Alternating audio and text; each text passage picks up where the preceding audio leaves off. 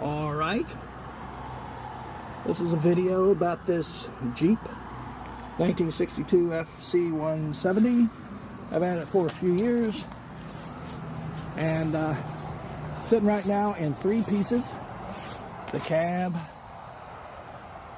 the chassis with the motor still on it, still got the wiring harness all hooked up, and then the stall utility bed in the back. That's what I'm going to be showing you with this video. All right, then we're going to start driver's side of the cab. Move in close on the inside, around the sills here. Originally they had this upholstery glued around here that just held moisture, and of course over the years that just paid its toll once the windshield started leaking.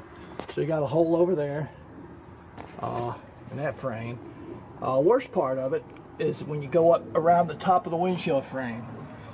What most people would do is get another cab for this. There's these holes all in the framework there. I originally planned on fiberglass, and then I thought, well, no, I'll put some metal in. I need to practice my welding, and so go on the outside of here and look at it. See if we can get back up a little bit, so we can get an idea of what. Yes.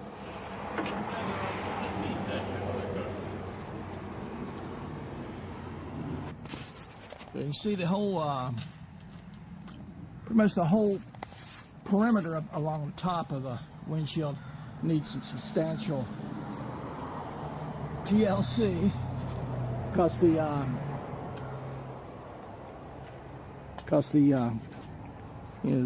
lip here that holds the windshield rubber in place is pretty much gone up here.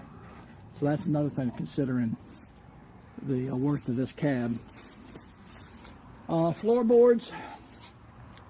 Here's that hole on the other side. The floorboards. Now it depends on your point of view. They do have screw-in plates originally that cover that big square area. Of course, some of that's rotted, some of it isn't. The worst part on the bottom part around here that you're talking about cab corners, as you can see, this one interferes greatly with where it meets into the front of that wheel well.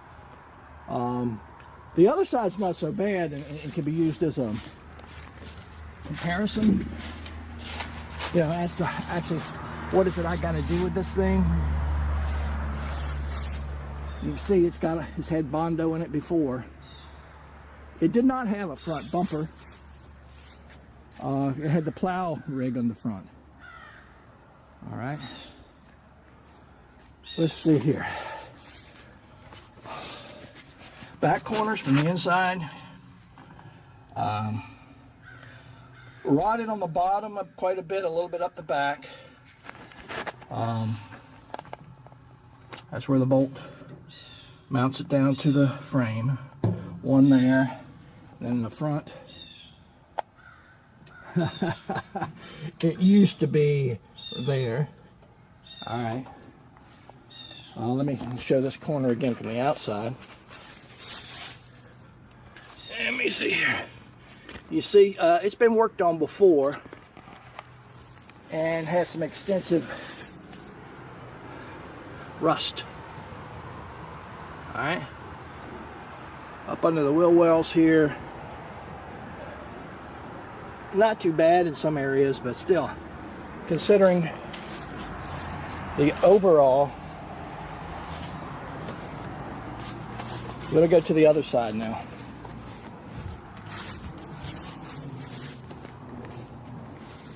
All right, the other side,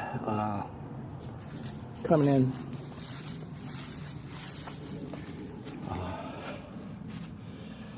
Well, let's see, the battery box, you'd expect that to be completely rusted out, but this one isn't for some reason. It closes up. Maybe that helped. That one's not, I mean, it's got holes through it. And the other cab corner from the inside, the rear cab corner,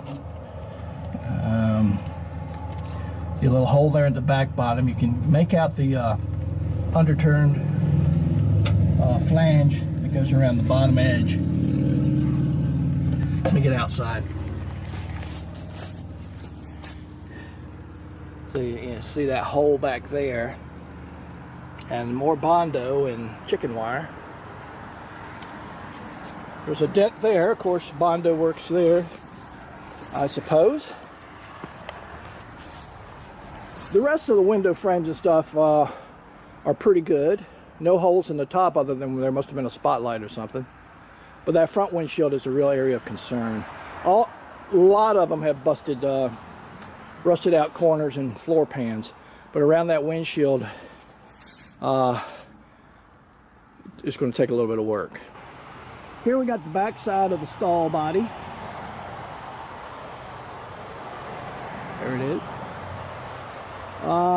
Big bed. Again, it's over 4 feet wide. I can tell, and it's more than 8 feet long. I think it's a 9-foot bed between the boxes. Going up, we get a look at the inside. Now inside, it's got this square diamond plate.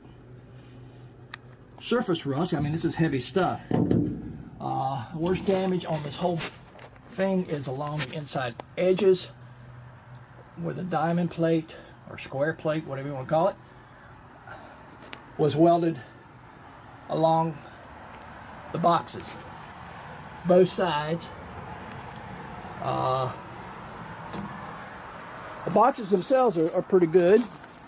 You don't see anything down this side. Don't have keys for them, but they do open and close and latch. Again, there's nothing substantial like rust or anything. There's some dents. They've been banged up here and there. And inside they're dry. Dry but rusty. Rusty dry.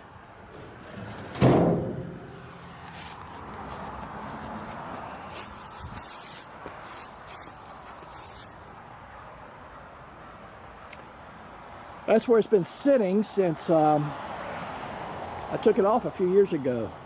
Sitting up on blocks in the back. And underneath those leaves, it's sitting on a pressure-treated 4x4 or something. And that's where it's been sitting. Now we'll get to the frame.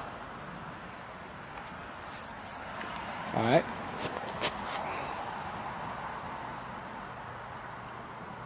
It's been sitting here, again, as long as the whole truck has. In essence, the bed was pulled off of it, the cab was pulled off of it, and I had it sitting here. I was going to paint the frame black and then start and put things back on. Not a restoration, just to clean it up. It was running when I pulled everything. I kept it covered up. The carburetor's clean. Now I wouldn't guarantee that if we put a battery and some gas down it would start, but I wouldn't be a bit surprised. Again, it's been covered up and it was intact when I did it. So it's you get to the other side. It's got the full drivetrain here. The tires are practically new. Well, they're old. They've been on there for 8 years, but they probably got maybe 5. I'm sure they got less than 5 miles on them, maybe a mile on them. Thought that was a crack. No, that still has the little rubber thin things between where they made the tire. Anyway, there's four of these, and there's a couple of other just regular snow tires and rims too. So here's how it sits now. They got the cab sitting up on a little wooden frame I made to keep it off the ground. And in front, in back of that, there's the chassis where it's been sitting. The front axles are put up on blocks, so the tires aren't sitting on the ground. But move that wheel. Must be in gear. The back ones, they've been sitting there. They're very light, not much weight on them, so I wasn't that worried about the tires being pressed flat. And then, of course, the bed. That's how it's configured right now.